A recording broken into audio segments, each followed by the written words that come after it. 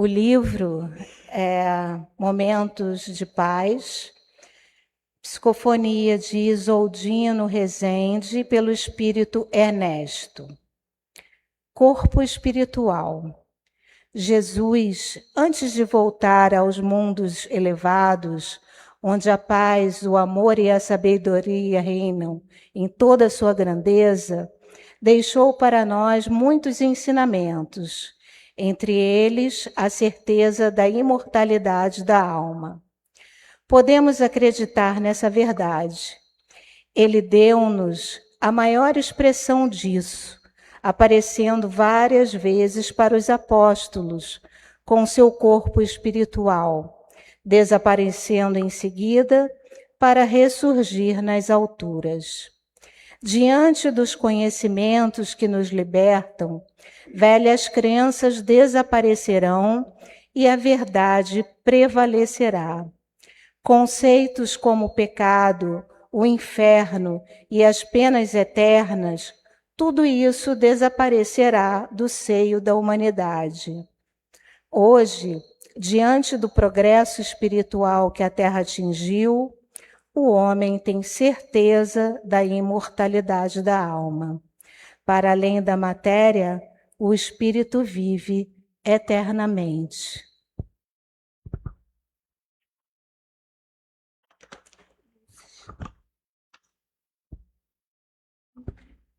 Então agora nós vamos aproveitar essa ambiência que está sendo preparada desde cedo pela espiritualidade amiga desta casa. Vamos acalmar os nossos pensamentos, o nosso coração, para nos conectarmos. E começando sempre a agradecer. Agradecer a todos esses amigos que nos recebem e nos acolhem. Agradecer ao Criador pela oportunidade de recomeçarmos a cada dia, a cada instante. Agradecer pela vinda do nosso querido Mestre Jesus, que nos guia e nos ensina. Agradecer àqueles que caminham conosco, os espíritos amigos que querem o nosso bem e que estão ao nosso lado diuturnamente. Nós temos tanto a agradecer, agradecer a vida, o ar que respiramos, a natureza que nos recebe e acolhe, a nossa casa, que é uma escola, um hospital, que tanto nos ensina. Muito, muito agradecer, mas ainda pedimos coragem, fé, determinação para os enfrentamentos que fazem parte da nossa caminhada evolutiva. Que nós tenhamos discernimento para compreender todas as lições que nos são ofertadas.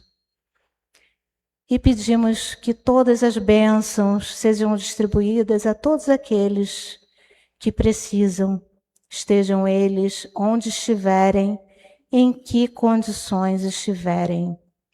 Pedimos ainda que o nosso querido Paulo esteja circundado por seus benfeitores, para que ele possa ser intuído e passar o estudo que ele fez com muita clareza, que nossas mentes estejam abertas e o nosso coração também. Mestre querido, fica conosco, como sempre fazes. Que assim seja, graças a Deus. Paulo, agora é sua vez.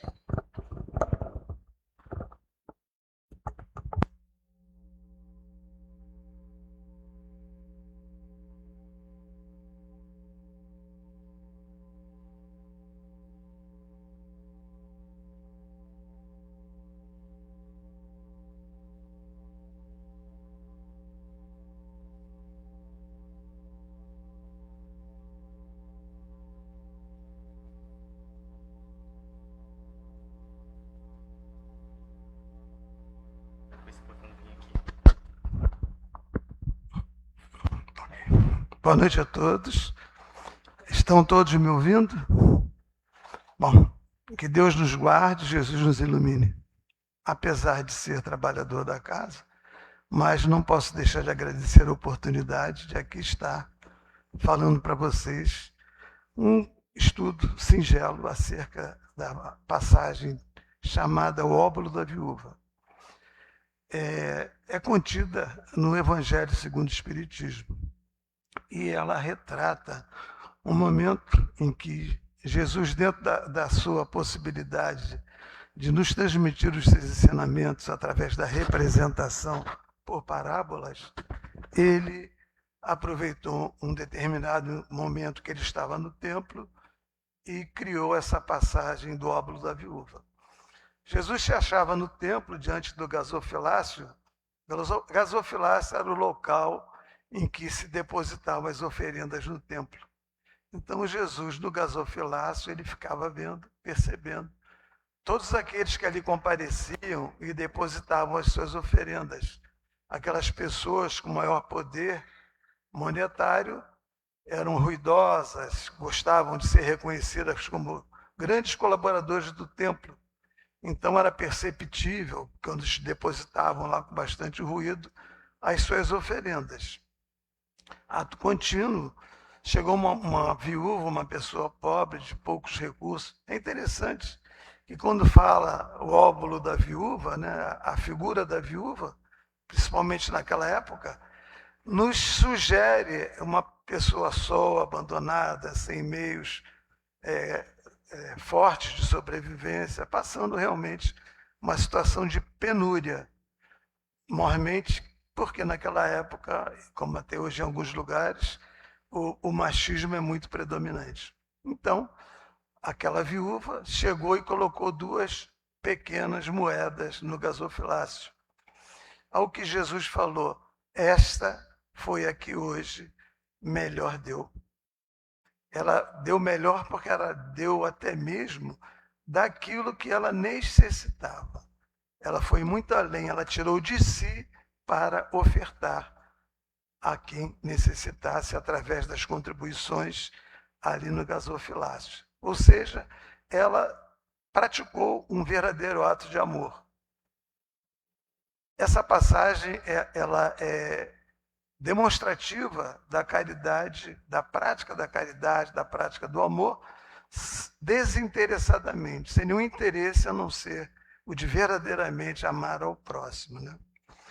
E a gente, eu, por exemplo, ao tomar conhecimento dessa palavra, óbolo, há muito tempo atrás, fiquei curioso qual o significado de óbolo.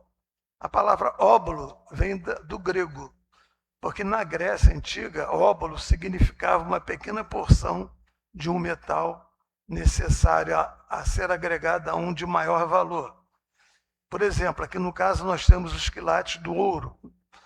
O ouro, ele não dá liga por si só, ele necessita ter alguma mistura com cobre para poder dar a liga. Então é dividido em quilates, 18 quilates, 24 quilates, significa um tanto quanto de porção de ouro, tanto quanto de porção de cobre. Né? Então, o óbolo ele tinha esse significado. Depois, no sistema monetário da Grécia naquela época, ele significava 1/6 de um dracma. O dracma era uma moeda padrão monetária da Grécia, o que para nós hoje equivaleria a alguns centavos. Né? Então, era considerado assim um metal sem importância, de pouco valor material. Né? Então, o termo óbolo, apropriadamente, vem dessa origem, né? Porque o óbolo, em sendo uma oferta de coração, uma oferta desinteressada, ele não carrega nenhum cunho material. Ele se reveste muito mais de um sentimento espiritual, de um sentimento de quem verdadeiramente deseja praticar a caridade. Né? Na prática, o óbolo pode ser utilizado no meio jurídico e técnico num contexto de um testamento, alguém deixa um óbolo para alguém, ou seja, uma importância de um pequeno significado, né? Uma importância de quase nada. O cara fez o testamento lá e deixou R$ 10 para aquele primo distante.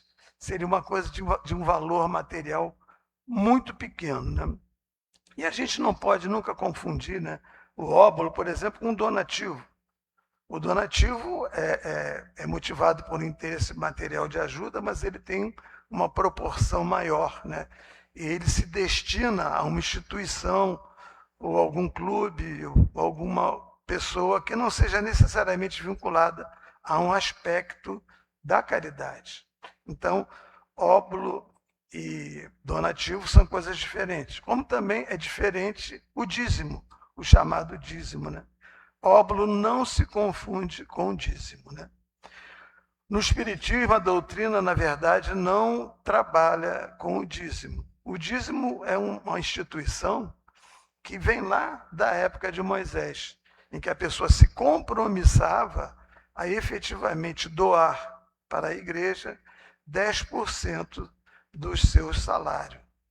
É uma contribuição de caráter obrigatório. Você se compromissa a 10%. É um valor fixo. Quer você queira, quer não. Há igrejas até que ameaçam com a expulsão se não houver a contribuição do óbolo. A doutrina espírita não adota esse caminho, porque, na verdade, como todos sabem, eu uma vez aqui, em tempo recente, falei sobre isso, num outro estudo que eu fiz, nós vivemos de contribuições graciosas ofertadas por qualquer pessoa que trabalhe, que frequente a casa. Não se impõe aqui uma condição de frequentar a casa, ou participar das palestras, ou de receber o passe, como sendo atrelada a você dar algum dinheiro à casa, alguma espécie de contribuição. Você vem aqui, não precisa se vincular, não precisa tirar nenhum pedaço do seu sustento, do seu salário e colocar na casa. Se ninguém vai ser barrado no serviço de passe se não contribuir monetariamente com a casa. Mas, entretanto, apesar de ter essa liberalidade, que eu acho que é muito saudável, né, a casa se mantém. A casa se sustenta, paga suas contas em dias, procura manter um ambiente saudável para os seus frequentadores, né, proporciona várias questões, tudo motivado por contribuições espontâneas, porque nós chegamos aqui e resolvemos colaborar com a casa que tão bem nos acolhe, né? Então, como o dízimo é uma coisa consistente de uma obrigação, ela não está inserida nessa condição do óbolo da viúva, né? Nós que aqui voluntariamente contribuímos para o crescimento dessa casa, para a manutenção das suas atividades primárias, nós podemos dizer que praticamos o óbolo. Por quê? Porque não somos obrigados a colaborar, nada nos é exigido e a gente voluntariamente, pela nossa própria vontade, nós ofertamos alguma coisa à casa, que necessariamente não precisa ser representativo por moeda, por dinheiro, mas pode ser um utensílio, um objeto, pode ser roupa. A gente tem aqui um bazar, as pessoas dão roupa que não usam mais, a gente dá para as pessoas, vende a preço simbólico, porque esse é um trabalho de solidariedade, de fraternidade, né? A doutrina espírita nos diz que nós devemos ter esse reforço em nossas vidas, né? Fazer o bem sem ver a quem, né? Então, a gente precisa desatrelar a nossa condição na Terra, as lições de Jesus de qualquer aspecto material, né? Nós temos sempre que olhar para o aspecto moral, espiritual que ela nos traz, que ela enseja a que nós possamos conhecer e participar. A gente deixa claro também que não é que a gente vai viver a nossa vida completamente divorciado da realidade material, que a gente não possa viver a nossa vida no ambiente material que nós vivemos com alguma dose de conforto, né, desfrutando das coisas que a vida material nos oferece. Isso não é ilícito, isso não contraria os dizeres de Jesus. Mas é preciso que a gente saiba como nós empregamos essas nossas posses, essas condições que a vida material nos oferece, né? Isso se chama desmaterializar aquilo que Jesus nos fala, né? Na verdade, para a gente ter a nossa contribuição uns com os outros, nós não precisamos ter grandes riquezas materiais, grandes posses, grandes tesouros, né? Muitos de nós acreditam que a condição de poder verdadeiramente auxiliar alguém se reveste de um monte de pré-requisitos, né? Quase que uma santidade. Não precisamos ser próximos ao comportamento de um santo, né? Ou estar revestido de um caráter de nobreza tão grande para poder fazer as nossas ofertas. A ninguém é vedado ser um partícipe das obrigações que nós devemos guardar uns com os outros, né? Às vezes a gente se constrange acreditando que não tem uma condição tão participativa ou que não podemos oferecer algo que esteja ao alcance das pessoas. Mas é um engano que nós cometemos. Todos nós temos algo a oferecer, temos algo a passar para alguém, né? Jesus procura sempre observar qual é a essência espiritual que reveste cada uma das nossas atitudes. É isso que nós precisamos compreender verdadeiramente. Eu estou apanhando aqui com o microfone. Preciso estabelecer uma relação harmônica com ele, né? Acho que ele deve estar zangado comigo, por alguma razão que nesse momento eu desconheço. Mas vamos tentar estabelecer uma convivência pacífica, ele sendo paciente comigo, eu sendo paciente com ele, porque essa é uma das regras do espiritismo, né? Então vamos lá, meu chefe, vamos procurar trabalhar em conjuntos aqui, né? Então, a não necessidade das grandes fortunas para a prática da caridade, a doutrina dos espíritos coloca a caridade acima de qualquer questão material, né? Não se pode exigir de nós coisas grandes, podemos ser as coisas menores em que nós possamos verdadeiramente ser trabalhadores da caridade, né? A caridade verdadeira consiste em dar aos outros a felicidade que não temos. Às vezes nós não precisamos daquela coisa que nos faz feliz, mas que a outro fará com certeza. E nós nos despojamos dela. Porque, na verdade, a gente acaba entendendo que nós praticamos a caridade quando damos aquilo que nos sobra. E, na verdade, o óbolo da viúva é representativo no sentido de demonstrar que é o contrário. O interesse na caridade é tão grande que ela deu aquilo que lhe faltava, deu mesmo daquilo que era necessário ao seu próprio sustento. Ou seja, é a expressão máxima da caridade, né? Tem um texto do livro Fonte Viva, a questão 117, né? Em que Emmanuel nos fala de que possuímos aquilo que damos, né? É um raciocínio inverso a dar aquilo que nós possuímos. Quando ele fala que nós possuímos o que nós damos, é porque nós temos o que dar e que não se desagregará de nós. Ou seja, se você tem uma coisa material e você dá para alguma pessoa, essa coisa passa de mão, passa a pertencer a ela.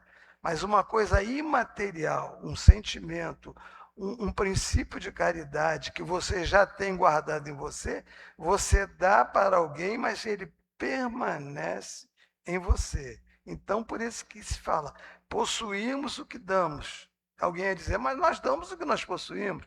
Mas não é assim. A diferença é que quando nós damos o que possuímos materialmente, a gente passa de mão. Por quê?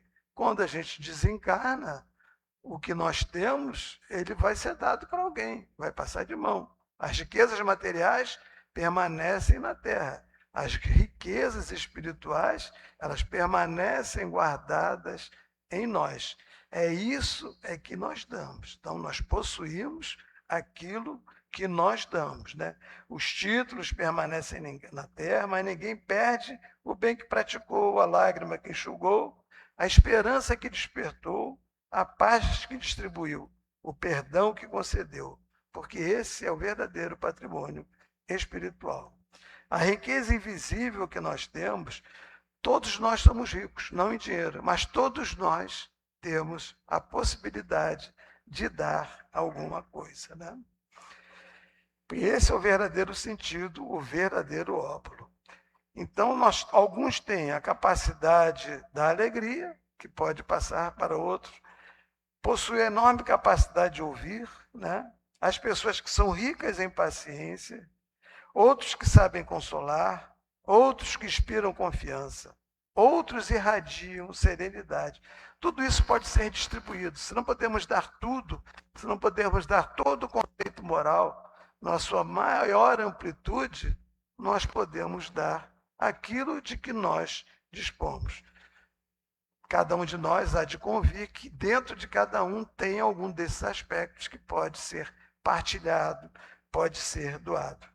No Livro dos Espíritos, na questão 886, o Kardec pergunta aos espíritos qual o verdadeiro sentido da palavra caridade, como entendia Jesus. Ele responde: benevolência para com todos, indulgência para as imperfeições alheias e perdão das ofensas.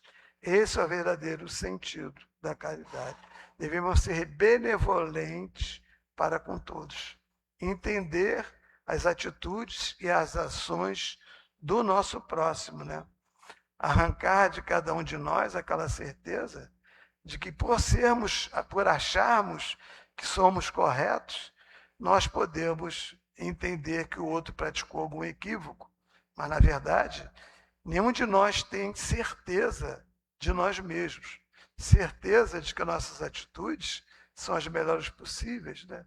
Certeza de que aquilo que nós praticamos reflete a essência dos ensinamentos de Jesus, né? Indulgência para as imperfeições alheias, né? É uma coisa complexa, porque nós somos críticos daqueles comportamentos os quais reprovamos, né? Porque achamos que a pessoa não deveria ter feito isso, não deveria ter feito aquilo, não deveria ter se portado daquele modo. A gente não tem a menor indulgência. A gente acha que quem pratica um crime tem que ficar 59 anos, 18 meses, 25 dias, 3 horas e 4 segundos preso, como se isso fosse alguma solução. Como se não penetrássemos no indivíduo daquele momento e soubéssemos as razões por que essas coisas aconteceram, porque foram praticadas. Porque cada um de nós carrega em si o conceito de que a verdade nos acompanha, mas não é assim. Então, quando nós temos indulgência com as imperfeições alheias, nós acabamos tendo indulgência com as nossas próprias imperfeições. Porque quando nós procuramos entender aquilo que nós classificamos como defeitos nos outros, a gente, via de regra, acaba identificando os nossos próprios defeitos. Daí a razão pela qual nós devemos ter indulgência com essas questões alheias e perdão das ofensas, que acredito eu, seja ainda a coisa mais difícil que nós temos para resolver em nossas vidas. Acredito eu, não estou afirmando, que cada um de nós tem alguma questão a ser resolvida com o perdão, ainda que seja com o auto-perdão, né? Porque nós devemos praticar o auto-perdão para depois perdoarmos aqueles a quem julgamos que devemos perdoar. Então, essa resposta, né, de que essa é a verdadeira caridade, ela praticamente resume a passagem do óbolo da viúva, né? Porque ela verdadeiramente entregou o amor, né? E a gente sabe também que essa atitude dela também encontra suporte no capítulo 5º do Evangelho segundo o Espiritismo, em que há um trecho em que fala que há grande mérito quando os sofrimentos e as privações têm por fim o bem do próximo. A viúva sacrificou-se sem reclamar. Ela simplesmente amou a todos aqueles a quem ela destinou o seu óbolo, né? Chico Xavier também, ele nos dizia: ninguém é tão pobre que não possa dar alguma coisa. Quem não possui dinheiro pode oferecer oração. Quem não possui saúde pode oferecer resignação.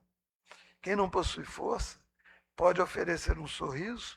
Quem não consegue trabalhar pode incentivar quem trabalha. Todos podemos colaborar. E a gente pensa assim, poxa, mas é uma coisa tão simples. Sim, mas é de uma grandeza, né? Porque toda ação tem uma grandeza se ela contiver uma boa intenção, né? Você pode ter um gesto de grande efeito assim para os outros, mas se a sua intenção não for boa, ela, do ponto de vista espiritual, não terá valor algum, né? Na verdade, qual é a nossa intenção quando a gente pratica algum desses gestos? Quando a gente escuta alguém que está querendo desabafar as suas dores, as suas mágoas, se a gente não escuta verdadeiramente com o sentido, né, com os ouvidos de ouvir, com o sentido de prestigiar aquela pessoa que necessita naquele momento falar da sua dor, espiritualmente isso não terá nenhum efeito. Pode servir para a pessoa que falou, mas para você, do ponto de vista da caridade, não há nenhum tipo de benefício, né? Joana de Ângeles também ensina que a verdadeira caridade começa dentro de nós. Antes de distribuir o pão, precisamos distribuir a paz. Muito se fala que, às vezes, o maior consolo que alguém pode se dar a um pobre não é satisfazer a sua fome material, mas dar a ele o pão espiritual, o alimento da alma, para que ele possa se reconhecer como um indivíduo com capacidade de amar e de ser amado. E esse é um óbolo que eleva aquele que o recebe e faz bem a quem o pratica, né?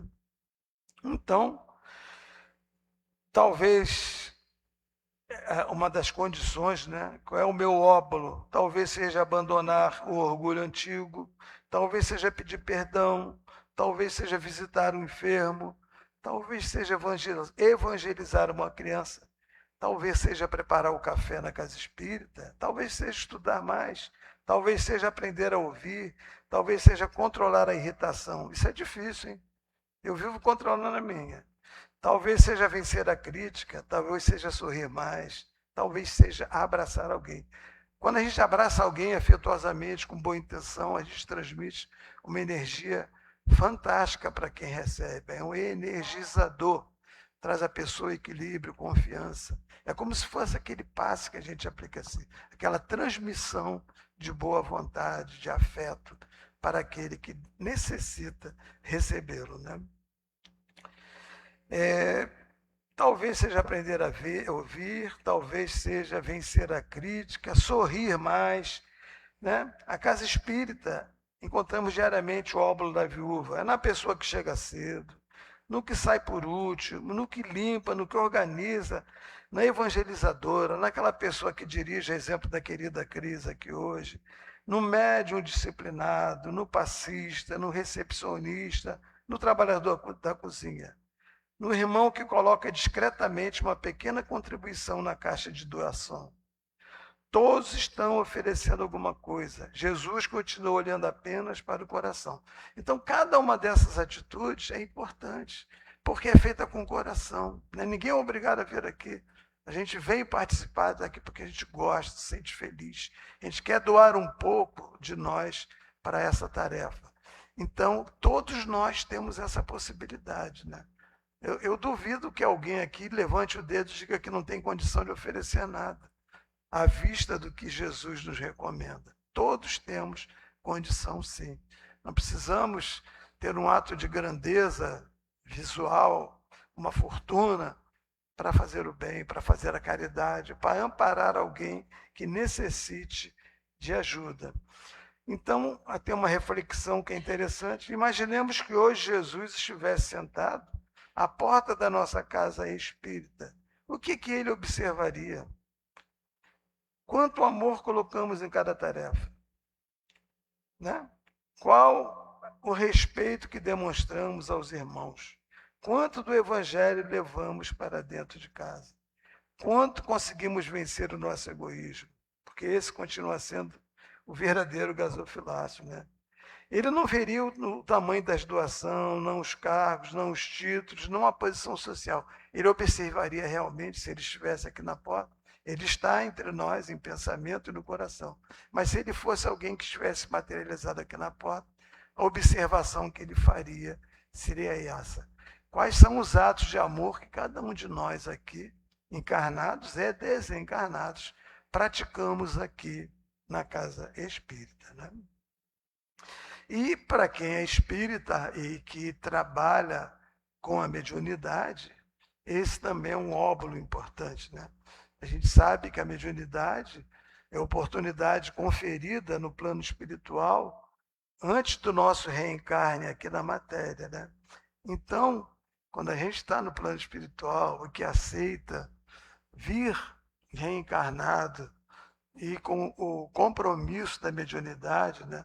Não é uma dádiva, não é uma condição especial deferida a ninguém, mas é uma oportunidade para que nós possamos aqui, uma vez encarnados, com o compromisso da mediunidade, praticarmos a caridade e, consequentemente, resolvermos as nossas questões pessoais que precisam ser resolvidas. Ou seja, a bondade divina é tão grande que ela nos dá a possibilidade do conserto dos nossos equívocos através do trabalho na caridade. Não nos trancafia numa prisão, não nos manda para o inferno, né? Ficar queimando lá no caldeirão do diabo, lá com aquela sopa de cebola circulando à nossa volta, né? Na verdade, nos dá uma oportunidade de trabalho para que nós, trabalhando, possamos aprender sobre o amor ao próximo e possamos verdadeiramente corrigir os nossos equívocos, né? Porque todas essas condições, elas se destinam à nossa correção moral, né? É sempre bom repetir à exaustão que as nossas reencarnações, as nossas provas, as nossas vicissitudes, elas não são um castigo. Precisamos afastar da nossa mente a ideia de um Deus punitivo, de um Deus que castiga seus filhos, porque isso afronta o conceito da divindade, de que ser soberanamente bom e justo. Não pode ser justo alguém que não ensina, alguém que castiga. As provas por que passamos, elas são pedagógicas, né? A gente está aqui nesse processo para aprender, para esse tipo de aprendizado. Então, a caridade, pela mediunidade, é um óbolo que nós executamos, né? A mediunidade não é um prêmio concedido. Se Deus confiou a alguém a faculdade mediúnica, confiou também uma responsabilidade. Assim como a viúva colocou suas 2 moedas, o médium é chamado a depositar no altar do bem o seu tempo, sua disciplina, sua renúncia e seu esforço contínuo no aprimoramento moral.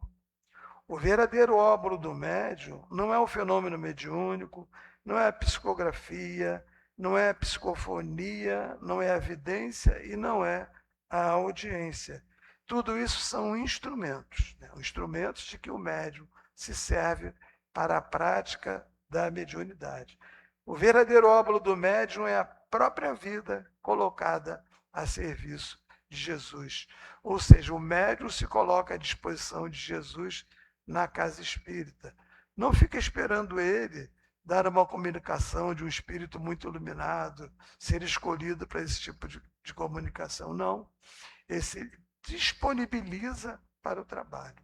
Então, na mediunidade, o médium na casa espírita é utilizado da maneira pela qual os nossos irmãos do plano espiritual, que dirigem o trabalho espiritual da casa, acreditam que seja necessária a nossa utilização, independentemente da nossa vontade. A nossa oferta, o nosso óbolo, é essa disposição de boa vontade. É estarmos aqui com a intenção de ajudar, com a intenção de servir. Quem não entende isso e utiliza a mediunidade de uma maneira diferente dessa, terá sérios problemas consigo mesmo. Não digo que terá problemas com Jesus, porque não é verdade. Terá sérios problemas consigo mesmo, porque mais adiante, né, quando desencarnar, vai tomar conhecimento das coisas que deixou de fazer, baseadas na mediunidade que ele aceitou ter para trabalhar, e aí perceberá o tempo que perdeu e terá que refazer todas aquelas provas que ele não conseguiu completar. Porque a gente aqui encarnado, muitas vezes não.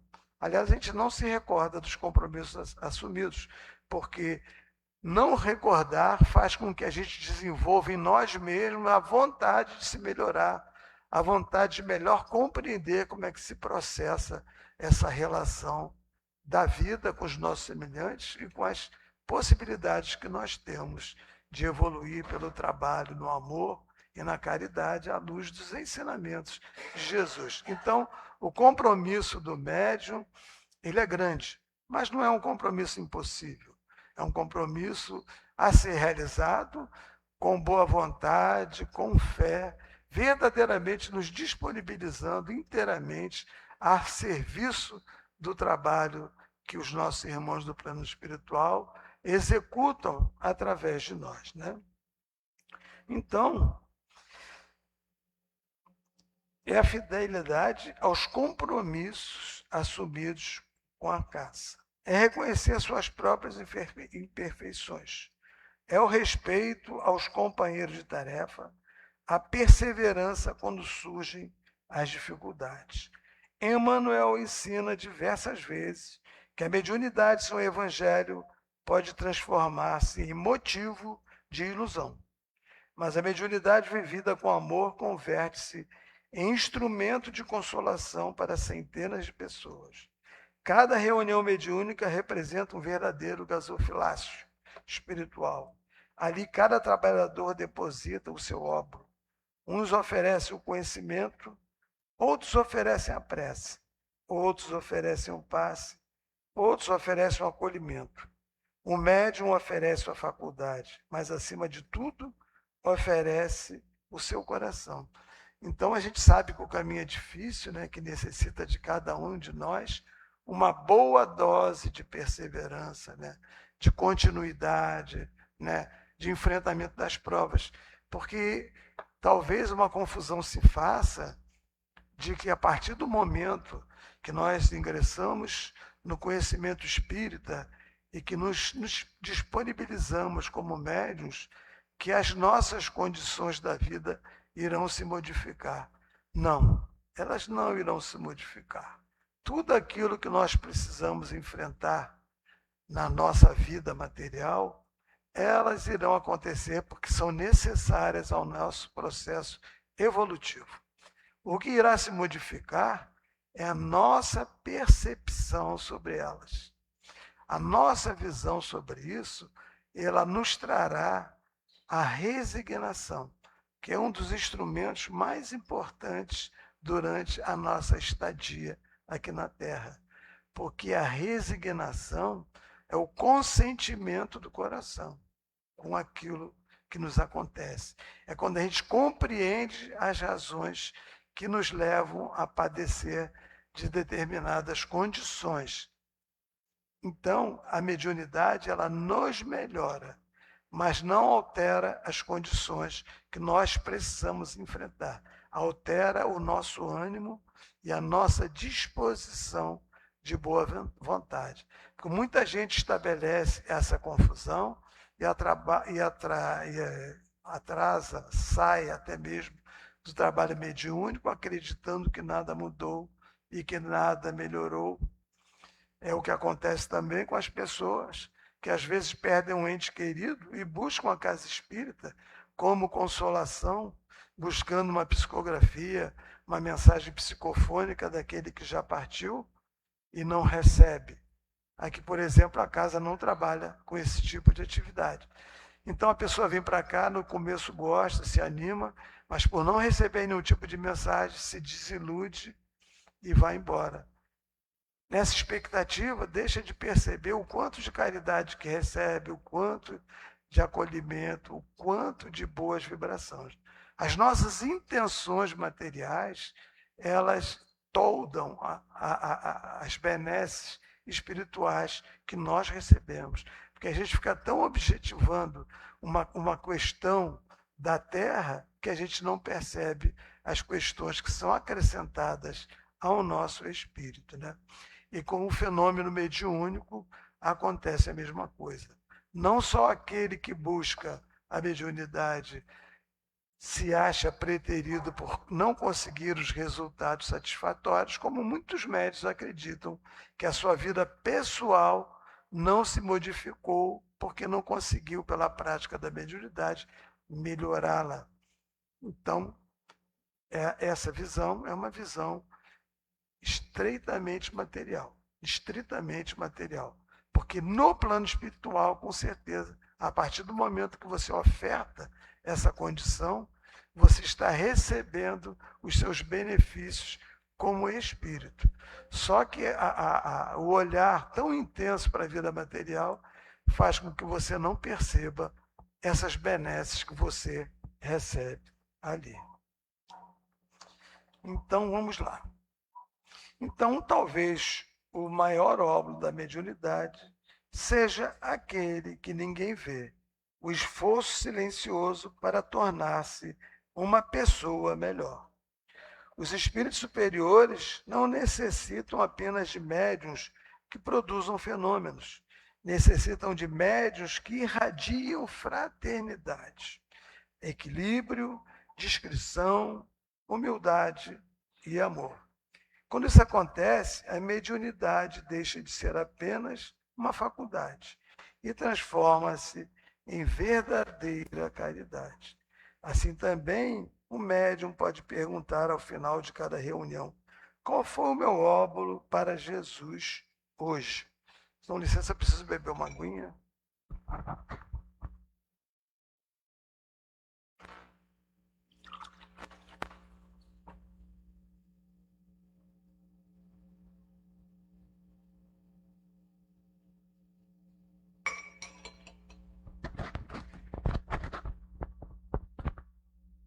Então, qual teria sido o óbolo que hoje nós deixamos na casa espírita, né?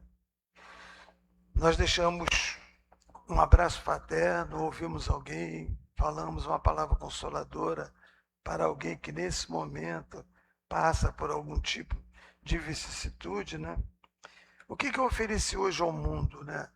Eu ofereci um comportamento bom no sentido de me tornar uma pessoa melhor, de trazer para alguém uma palavra de esperança, de bom ânimo, né?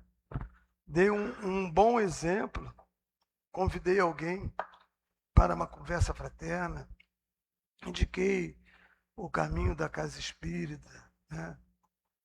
Conversei com um amigo sobre a possibilidade de modificar a sua vida, porque às vezes basta um gesto tão simples, né? Um passinho para o lado e as coisas se resolvem, né? Na verdade, é um exercício mental que a gente sempre deve fazer, né? É saber se a gente, no dia que termina, né, durante a noite, antes de dormir, fazer uma reflexão acerca do que fizemos no dia que está findando, né, e na noite que está começando, né? Eu ofendi alguém, causei alguma mágoa a algum dos meus semelhantes, fui intolerante com alguma pessoa, né? Não atendi adequadamente alguma pessoa que me pediu uma explicação lógica. Santo Agostinho, ele relata que não dormia, não conciliava o sono antes de se fazer essas perguntas, de fazer uma análise do seu dia. Eu sei, todos nós sabemos, que todos nós temos um dia muito corrido, né? A gente acorda cedo, faz uma porção de coisas, vai cuidar dos nossos afazeres domésticos, né? Vai trabalhar ou vai estudar. Dando meu exemplo pessoal, eu acordo cedo, faço as tarefas que eu preciso fazer em casa, que minha mulher manda em mim, graças a Deus, né? Então tenho que preparar as coisas da casa. Está rindo, né? Preparar as coisas da casa, depois eu vou trabalhar, que eu ainda trabalho, né? E à tarde vou para um outro emprego, né? E 3 vezes por semana à noite eu venho aqui para a casa espírita, né? Confesso que às vezes eu vou dormir, bato na cama, não lembro de nada, né? Mas sempre que posso, eu dou uma lembrada nisso. As preces eu faço pela manhã. Mas é claro que a gente não vai exigir de ninguém ou pensar que alguém possa ser possível alguém nesse corre-corre diário que a gente vive, né? ter tanto tempo para tanta reflexão, né? Realmente, assim, olhando, pô, a pessoa fala assim, caramba, eu acordo 6 horas da manhã, eu tenho que botar os filhos para o colégio, tenho que passar roupa, tenho que lavar roupa, tenho que trabalhar, dou um duro danado, almoço correndo em pé, comendo de marmita, vou para casa, tenho que fazer isso, vou estudar, chego em casa meia-noite, cansado, vou tomar um banho, vou dormir, ou nem vou tomar banho, vou deixar o banho para o dia seguinte, né? Aí você fala assim, qual é o tempo que me sobra para, nesse momento, eu fazer algum tipo de reflexão acerca da minha vida, acerca do que Jesus falou, como é que eu vou encaixar tudo isso? Aí eu lembro que tem uma coisa muito legal, é um passinho de cada vez, né? Se hoje a gente não pode fazer uma reflexão tão profunda, vamos iniciar com um passinho de cada vez. Eu vou dar um exemplo de uma coisa que eu fiz há uns anos atrás. Eu até falei isso no grupo de estudo essa semana. Eu sempre fui sedentário, né? Sempre gostei de uma preguiça física, vamos dizer assim. Mas um dia eu resolvi, precisava fazer alguma coisa. E comecei a caminhar. Mas achava um saco aquilo. Andando. Aí resolvi que eu tinha que correr. Aí no primeiro dia que eu corri de um poste ao outro, cheguei lá, aquela gravata vermelha pendurada, né? Cansado.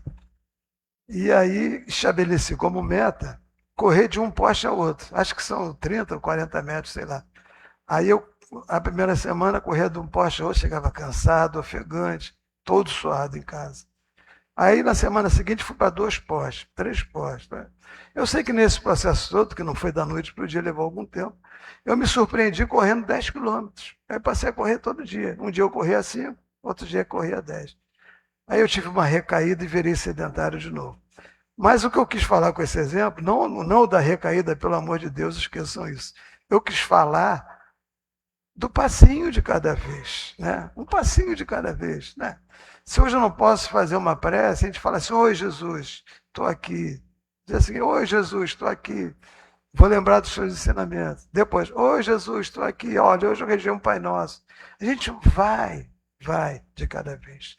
A gente fazer uma oração, necessariamente, não significa você estar num ambiente próprio para isso. Não. Você pode estar sentado num coletivo indo trabalhar e estar com o seu pensamento em Jesus, orando mentalmente, lembrando dos bons amigos espirituais que nos acompanham, lembrando das boas ações que você possa fazer, lançando uma vibração amiga para algum amigo que esteja doente ou confuso espiritualmente, né? Alguém que precise de um apoio, você fala, puxa vida, fulano está tão arrasado lá com a situação que aconteceu com ele. Deixa eu pensar positivamente, mandar uma boa vibração para ele. Isso durante a sua trajetória, sentado ali no coletivo, né? Então, você está, às vezes, num momento raro de descanso, um minutinho que você lance uma prece, é uma coisa que você está fazendo, é um óbolo que você está oferecendo, né? A gente começa assim e depois vai, né? Eu custei a vir para a Casa Espírita, confesso a vocês, isso já tem muitos anos mesmo, porque não tinha tempo, mas um dia o tempo apareceu. Aí eu passei a me dedicar a essa atividade. Eu não quero dizer que todos tenham que forçar uma barra, brigar com o patrão para sair mais cedo, para vir à Casa Espírita, não. Jesus não quer isso, né? Mas quer que a gente, pelo menos, desenvolva esse tipo de consciência, para que nós possamos ofertar uma vibração positiva, né? Se a gente vê, por exemplo, né, uma briga, uma contenda no meio da rua, você faz um pensamento positivo, lança uma vibração amorosa, pede a Jesus que aquelas pessoas possam pacificar os seus sentimentos, que aquilo possa terminar, que aquela desavença não vá mais adiante. Se a gente vê alguém na rua falando sozinho, pô, esse cara é maluco. Não, tadinho, ele pode estar sendo obsidiado aí por algum tipo de espírito, pode estar precisando de uma prece. Vamos então, nesse momento, pedir por ele ali. Você está de passagem, mas eleva o seu pensamento assim para essa pessoa. E é um ato de amor que você está tendo pelo próximo, que também se reflete em você, porque naquele momento você está dando a sua contribuição. Se a gente parar para pensar, as oportunidades são muitas, elas são diárias, acontece a todo momento na nossa vida. A gente precisa identificar esses sinais, porque eles são sinais que aparecem e a gente não percebe. Todos nós temos a possibilidade de oferecer alguma coisa a alguém. O que basta é sinceridade de propósito, é desejar o bem sempre, desejar o bem àquela pessoa. Lembremos, né, da história da indulgência com as faltas alheias, né? Ter benevolência com o próximo, né? Não estabelecer um critério de julgamento tão grande que não nos permita ter um pensamento positivo sobre aquela pessoa que naquele momento tudo que deseja e necessita é de um acolhimento. Então, nós possuímos aquilo que nós damos, como nos exorta a página 117 do livro Fonte Viva, porque nós não damos o que possuímos, relembrando, né? Porque o que nós possuímos fica por aqui, e quando a gente dá, vai embora. Mas aquilo que nós possuímos de verdade, que são os bens espirituais, esses permanecem conosco. Então, que a gente possa pegar esses que permanecem conosco, que nos acompanharão quando a gente sair da terra, e possamos distribuir àqueles que necessitam, aqueles que verdadeiramente precisam, né? Então, fica a pergunta: o que eu ofereci hoje ao mundo? Eu ofereci um sentimento de paz? Se nós possuímos a paz, nós oferecemos a paz. Se nós oferecemos esperança, é porque nós possuímos a esperança. E se oferecemos o amor, é porque nós possuímos amor. Ainda que a nossa compreensão do amor ainda seja capenga, né?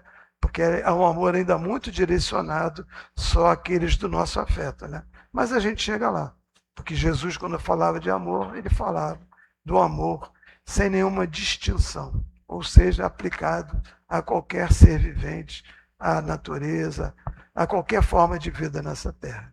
Então, meus irmãos, que a gente possa verdadeiramente entender essas possibilidades e possamos oferecer o nosso óbolo sempre que for necessário, porque dar de si, dar além do que temos para a nossa satisfação, é algo muito maior. Não significa uma esmola, um donativo, nem um dízimo, como eu falei no começo. É um ato de caridade e de amor que só nos eleva. Então, esse era o meu recadinho de hoje. Agradeço muito a paciência de vocês. Vocês me deram o óbolo da paciência hoje. Olha que coisa legal. Muito obrigado. Fiquem com Jesus e que Deus continue a abençoar todos vocês.